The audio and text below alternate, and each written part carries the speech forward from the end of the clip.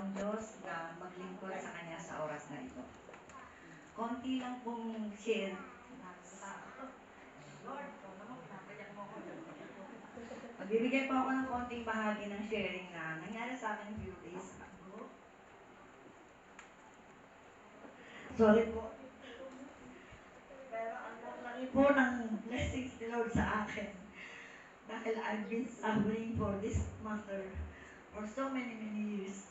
Pero hanggang ngayon po, kita niyo, mataas ako, matatag, at hindi naman ako mukhang gurang na hindi na kayang labanan ng problema ko.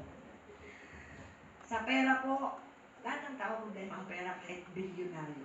Pero problema ko po ay emosyonal at physical.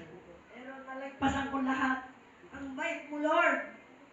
Lahat po ng strength binibigay niyo sa akin, hindi po ako lumanlaban sa taong umaapak sa akin kahit minsan.